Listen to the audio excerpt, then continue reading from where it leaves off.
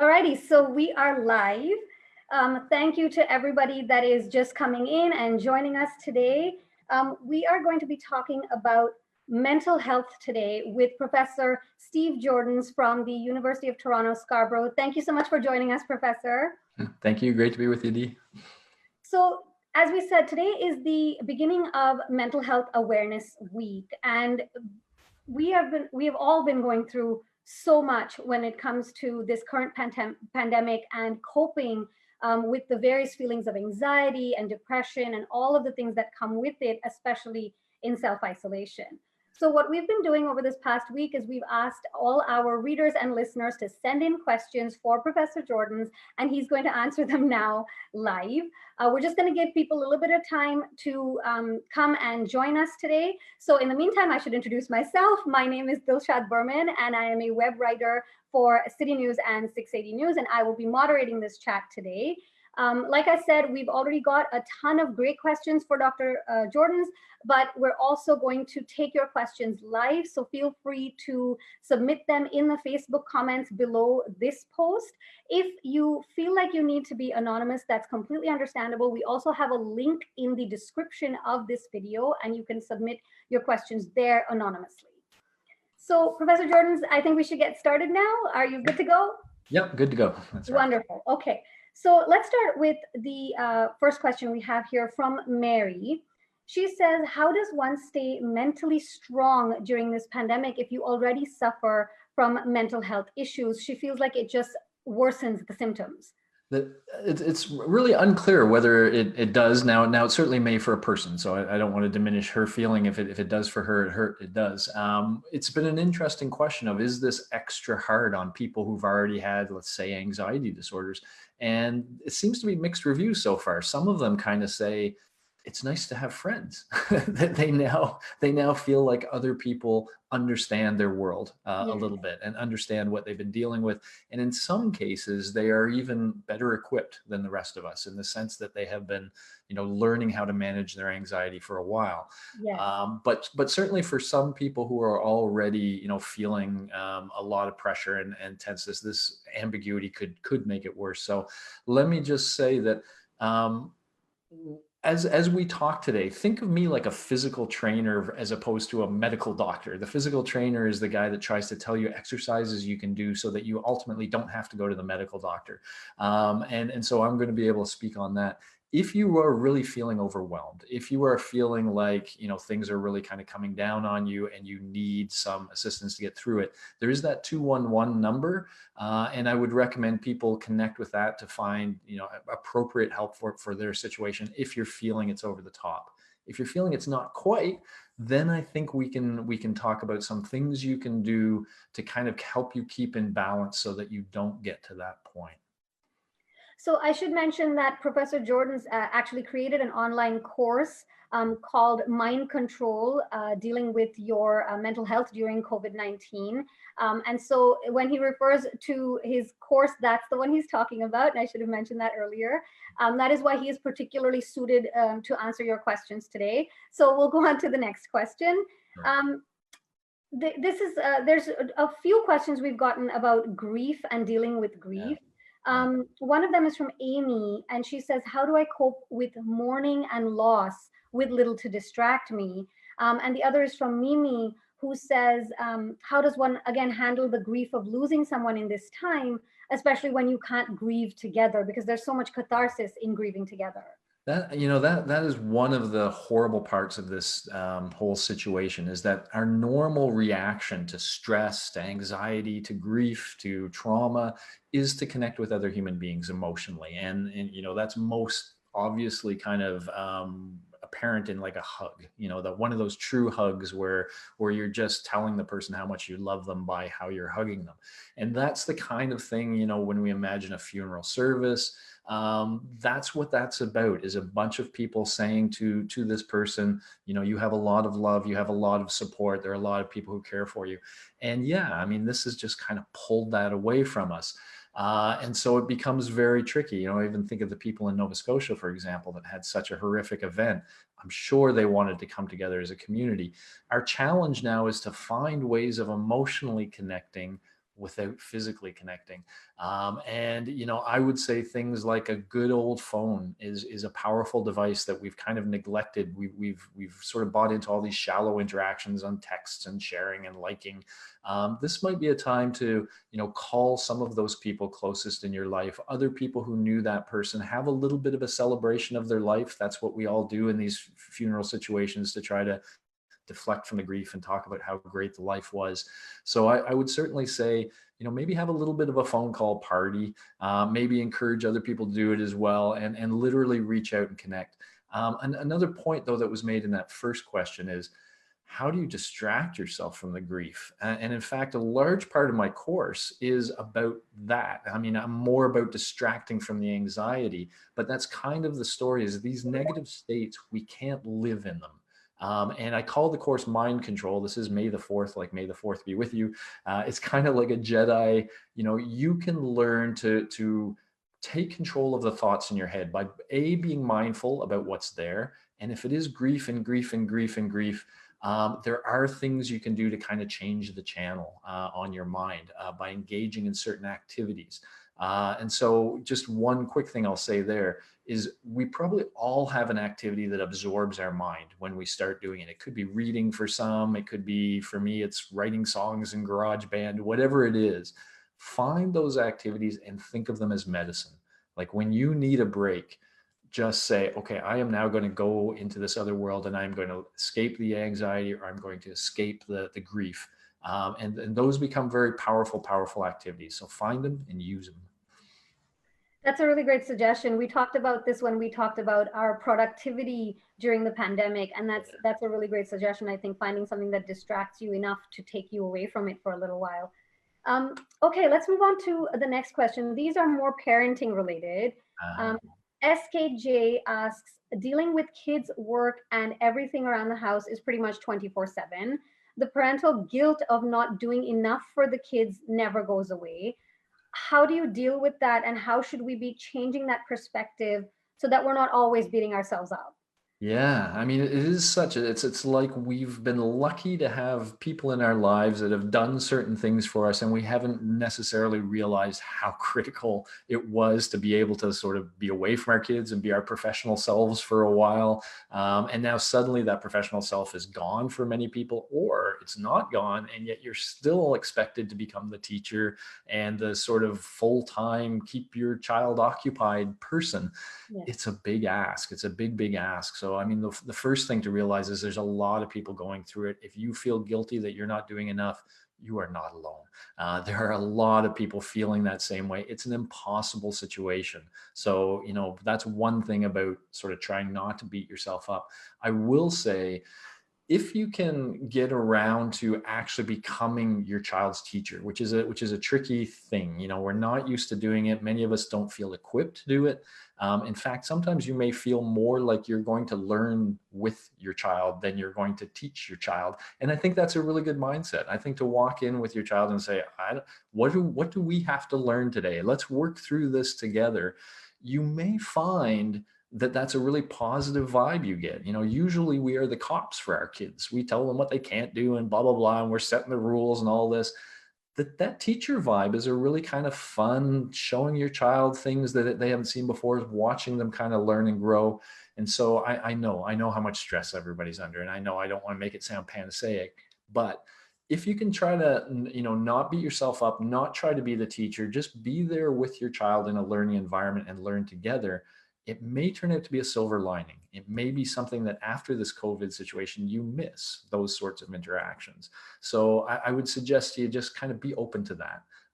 But at the same time, on the beat yourself up, yeah, it's a ridiculous ask. So I don't think anybody, you see these beautiful scenarios of somebody who's doing all of this stuff.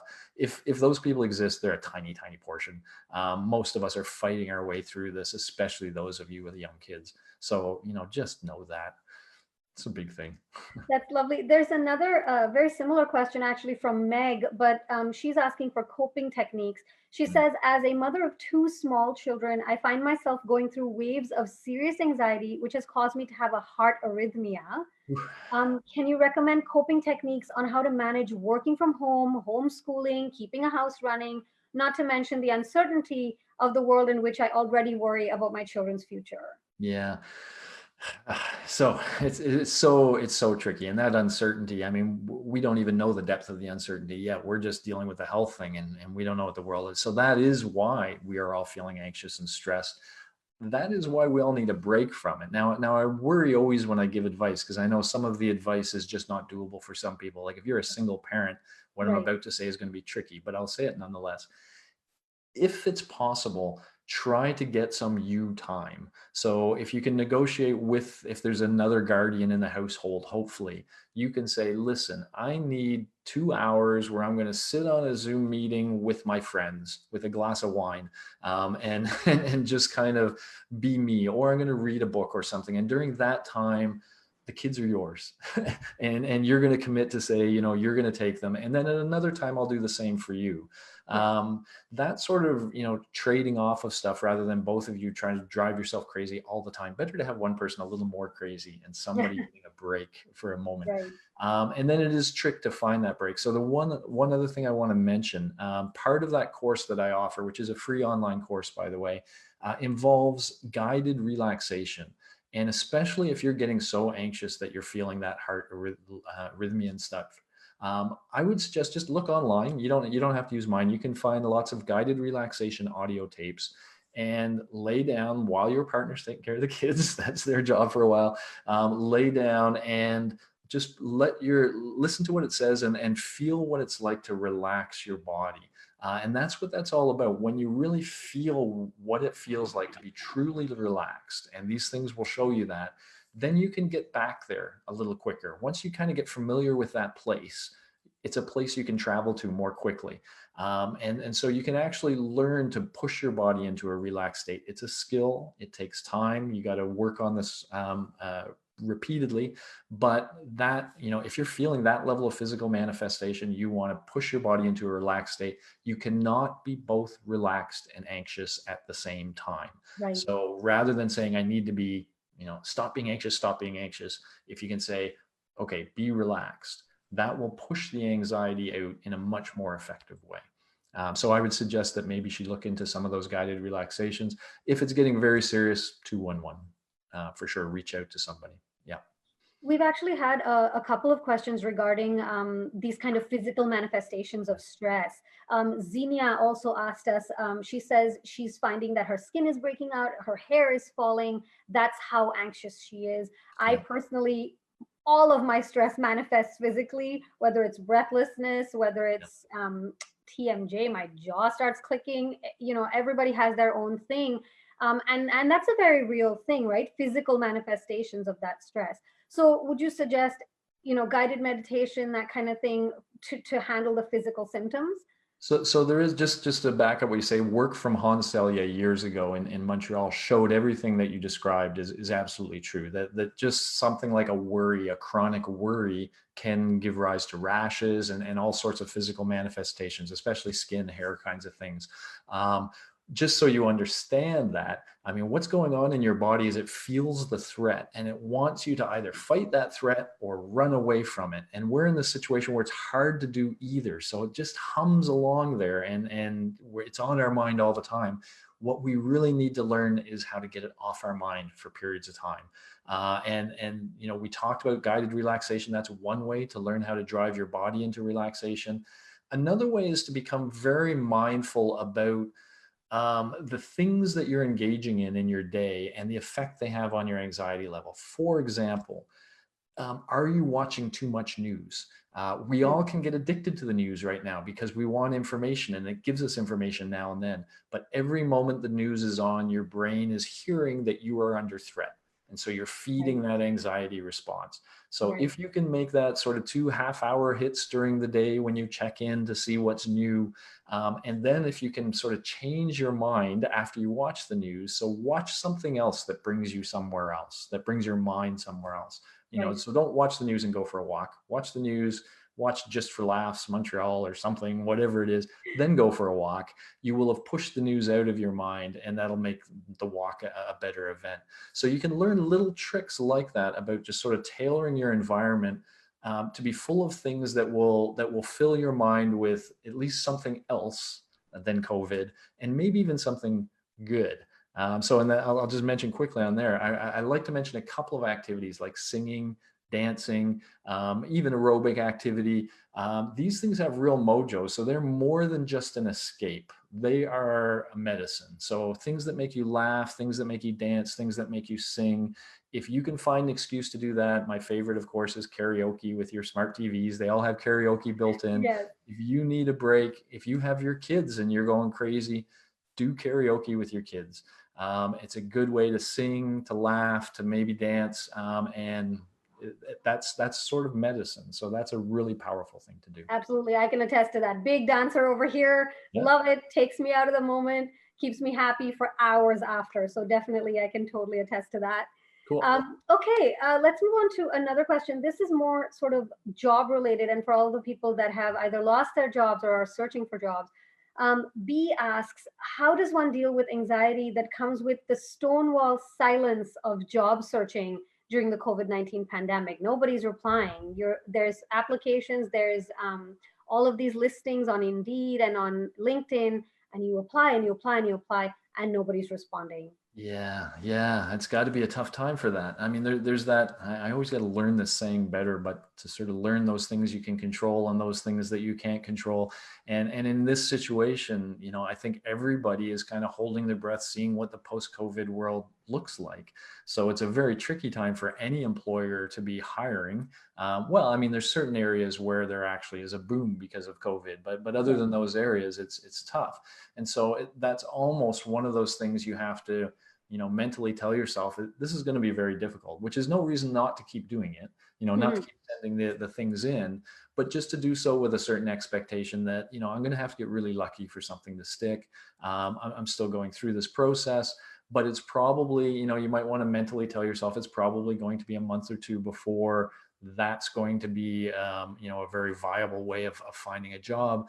And, what else could I do? So here's a situation where you might say, okay, I will work on personal development. And there are these places like Coursera.org, edX, Udemy, all of these, LinkedIn, I think does some of this stuff now, where you can actually work on upgrading your credentials, perhaps. And so you might not be able to get a job now, but you can increase the likelihood that when people are hiring again, you are attractive.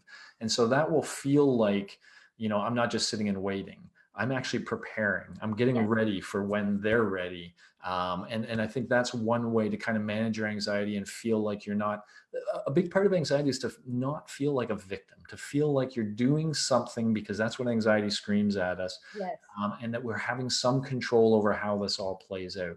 So personal development may be a way for that. It also gives you something when you wake up in the morning. Oh yeah, I'm going to work on whatever. When you go to bed at night, oh yeah, I did this. We've talked before about, don't do that if it's going to add more stress to your life. But if it's done right, if it aligns with, like if it's career growth and it aligns with a career you really want, then you're probably interested in that anyway. And as long as it feels like it's reducing your stress and anxiety, then that's what I would recommend in that situation. That's really good advice, actually. Yeah, just preparing for the time ahead. At least that way you feel like you're doing something and that you're sort of, building yourself up to something. Yeah. And you can, by the way, you can also imagine that fitting into your cover letter where you actually tell a business, what have I been doing for the last 2 months when I've been, well, this is what I've been doing. Right. And, that's what a lot of these companies want to see, is that you're somebody that's about personal growth, that you actually, want to develop and be a great employee. So being able to say, that's how I spent my COVID, that could be a powerful signal that could help you land that job. Absolutely. Okay. Moving on to some questions from seniors. We have one from Senior Gal who says, for normally independent seniors, how does one deal with the sudden shift in energy to helpless potato? I'm quoting, being dependent on family for grocery drop-offs, etc., when you were doing it all by yourself all this time. And also how to deal with separation anxiety, because normally living alone is not a problem, but living alone under these conditions, she says, feels like prison and is very distressing. Yeah, no, it's a really, really tough situation. Let me give you one thing for context, just to think about this. One of the things in intro psych, that we know there's cultural differences in is how we usually treat the aged. In the more Eastern cultures, our elders live with us in the same home, and they typically have responsibilities and duties to do as part of the home, and they tend to be mentally much more healthy. In Yes. Western societies, we detach sometimes ourselves from our elderly family members, and they sometimes feel more lonely, which isn't surprising perhaps. Now we have COVID that, adds that layer, and again removes their sense, just as she described, of control, of agency, of whatever. Yes. And so now, yeah, I think we really have to think about these people. And if people like that in your life, call them on the phone, make it a regular ritual, part of maybe what your family does. I recommend families adopt people, just whoever could use that connection. And you can tell your family, we're calling this person to help them. In fact, you'll be helping your family too. That if your kids feel like they're doing something good to help in this situation, it will help their mental health, but it will also help the person we reach out to. So, I would say two things to this person. Number one, shamelessly reach out to people, call them on the phone. If you're a Zoom person, go ahead and use Zoom, but a phone's perfectly fine. Keep connecting with people anytime you're feeling a little down. The other thing I would say, and this can work, the person can do this themselves, or if you know someone that's older that you're worried about their mental health, find the music they loved when they were like 16 to 18 years old, make up a little playlist and play that. So if it's you, play that music you love. What you will find is it will take you there. It will bring you out of your current situation to when you were a 16-year-old and having those fun. And it's a great way to use the environment to put in your head positive things. And you won't have heard these songs for a long time. So every song will be like, oh, yeah. And then and you'll have memories, positive memories, and maybe it'll allow you to escape your living room for a while, even if you're not physically escaping. So that's one recommendation I would make in that realm. That's awesome. I love that. Definitely, music definitely has that power to just transport you to wherever, for sure, for sure. Yeah. Let's see, what else do we have here? This is sort of more of, I guess, a mental health awareness question. Sheehan asks, what is the best way to raise awareness about self-care and mental health, and encourage people to be proactive, rather than wait till they're struggling and then it's really hard to cope, because there's still so much stigma about mental health, about therapy, about actually going to therapy. What is the best way to maybe encourage people to, seek out help? So that's one of the things that I think is special in sort of a good way about the current situation. I'm big on the silver linings. We all are now. Kind of find those silver linings and embrace them. And one of the silver linings now is that we used to be in a situation where we would talk about mental health as though it was somebody else, and as though it was like a disease like cancer, that that person has that issue. Certain people have it, other people don't. Right now, we all feel anxious. So we all know what that feeling is like. And this is a great chance for, first of all, to dispel a lot of those senses. So one of the things I try to do in my course is convince you that anxiety is not a sickness. It is something that comes out of our biological machinery, and it's there to help us survive short-term threats. And so once you kind of understand what that system's doing, then it makes sense that it would be wrongly active right now, and that a lot of us would feel this tension. And so it's a good chance to kind of think about mental health like a physical trainer would think about physical health, and say, okay, this is a time that's challenging for us. And so we want to be as strong as we can be. Can we learn some things we could be doing and practicing now that would make us strong in the face of these challenges? And literally that's what the course is. And the big, I think, take home of all of it is a lot of these things are spirals between the mind and the body. You start thinking a negative thought and it makes you feel a certain way, and that drives the negative thought more. And so often we're kind of spectators. We're just kind of feeling this kind of creep up. What I try to do in the course, the reason it's called mind control, is I try to convince you can get in there. You don't have to let it spiral. You can say, okay, there's something in my mind right now that's a negative thing and it's causing this to happen. I want to replace it. And which is sort of the idea. We can only have so much on our mind at once. So if we can push something else in, then that negative thing we don't want goes out. And that's sort of the moral of all this. And so I hope people learn that this is not voodoo. This is not anything, really kind of creepy Freudian, Jungian, whatever. Yes. This is just very simple. Hey, if you got anxiety in your mind, watch just for laughs. Sing a song from the Beatles. Do something else to replace that, and you can push it out. And if people learn these things now, and I highly encourage families to involve their children, learn these things together, then they can have these in their back pocket as we go forward and future challenges hit. We can be literally better equipped. So I think this is sort of like the boot camp time when we're all like, oh my goodness, we need to learn some skills. Well, let's learn them, and we could come out the better for it. So that's a very positive spin on it. But I also hope a lot of the stigma against mental health, that people who are now feeling anxious might say, okay, well, let me learn a little bit, and maybe they'll realize that there really isn't a good reason for a lot of that stigma, that these are just good hygienic ways of learning how to condition our body and condition our mind so that we're maximally effective. Absolutely. And I think we've talked about this before as well. Mental health is health.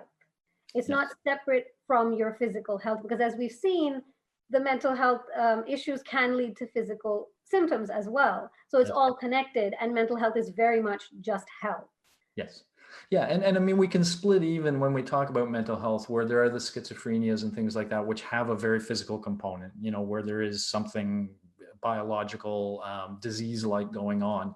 But the emotional disorders that we have, the depressions, the anxieties, most of that is the normal system that just kind of gets a little off the rails and can be brought back on the rails. And so, those are especially the ones where I would encourage people a little bit of learning about how this stuff works and how your machinery works, and you can suddenly take control of that machinery rather than just being a passenger. Absolutely. Okay, so we're running out of time a little bit, but I'll try and get to a couple more here. DJ asks, how would you suggest to deal with the worry about elder parents or relatives catching the virus, or the uncertainty of when you can safely see them in person and even give them a hug? Yeah, I mean, my mom is in a long-term care facility in New Brunswick, so I know that well. We've had discussions about what happens if COVID gets in there, so I share that worry. I know that situation. It's hard to know what we can do because we are literally being kept distance. If you can connect with them, obviously socially, if you can use a phone or something like that, do that as much as you possibly can. You probably cannot physically see them. There is the hope. We're seeing this in New Brunswick of these so-called bubble families that they're starting to have. So there's this potential hope that you could form a bubble with your parent and include them in your group of isolating people, and then you can visit them and they could visit you. If that's practical given their situation, that's a sort of hope on the horizon for that hug that you talk about. But until then, you got to find other ways of hugging them. And really what a hug is all about is telling that person you love them, you're there for them. And so it's a matter of finding other ways of doing that now. Oh, I've lost your audio. Did you? Oops, muted. That's what live video is all about. All right, so we have one coming in from Misha. Misha asks, what kind of a mindset shift do you recommend to those of us who worry about near-term uncertainty? I worry about how long it has been and how long it will be, again, before I get to travel and see my mother. This weighs heavily on my mind. And despite being, very grateful for everything, that she's safe and financially stable here, she's anxious all the time about when she's going to be able to go back home, I think to India and see her mother. Yeah, I mean, I think that's where all of us are. We at some level just anxious about what the future world is going to look like, and are we going to be able to do a lot of the things that we took for granted before. I wouldn't so much say a mind shift as I would say a mind break. You can't stop those anxieties. The brain wants to predict the future. The brain wants to know how things are going to play out. Yes. And we're just in a situation now where that's impossible. So our brains are not going to be happy about it. But it's when that becomes chronic, if that is on your mind constantly, that's when it becomes a potential problem. It can actually compromise your immune system if you worry and are anxious too long. So it's really a question of accepting that I'm going to worry about this a little bit, but I don't want to worry about it all the time. I want to find ways of getting my head in other places, and maybe even in some positive places. Some of us sometimes even feel guilty if we're happy now, Yes. because it's like we shouldn't feel happy. No, you should feel happy. If things make you feel happy right now, embrace those things, and again, see them as medicine. See them as an opposite of whatever. And so if she can find some things like that, things that make her laugh, things that make her smile, then get yourself in front of that and let that do the work. Try to just let that come into your mind and let it push the thing out naturally. Right. It's almost a question of not focusing on the negative stuff, trying to find the good stuff and surrounding yourself with it. Hmm. Okay, and this is a heavier question, All right. but definitely one I think that needs addressing. D asks, death seems more imminent now. Hmm. How can I balance my fear of illness or death with living life to the fullest? Yeah. I mean, I think this is, I think many of us have to appreciate that for the older population, especially the 70 plus, this is really scary. I mean, we're all scared because of the uncertainty and all the whatever, but for many people, this could be mortal. Coming in contact with that virus could be it. And it could be for any of us, of course. What we often say. I remember a book I read as a kid called Tsunami, about this tsunami taking out a Japanese town. I would almost recommend people read that right now, because the real moral of the book, the way it was written, was from these sorts of disasters comes a true appreciation of the fragility of life and the preciousness of life. And I think that's the moral we got to get to from this, is that we've got some challenging times ahead. I mean, we've been sort of building this up for a while with environmental issues and all of these things, and we're going to get hit with a number of things. Um, but we have to kind of appreciate those silver linings in between, and use those. It's almost like the threat of death is the best thing for making you appreciate life, perhaps. As long as you don't worry about it and let it consume you, you just kind of accept, what, death's going to come, and it could come even sooner than I thought. So what's important to me? It's a good time to think, what do I want? What's of value to me, and how can I fill my life with that value between now and then? And I think one of the interesting conversations that's happening now, we hear the term back to normal.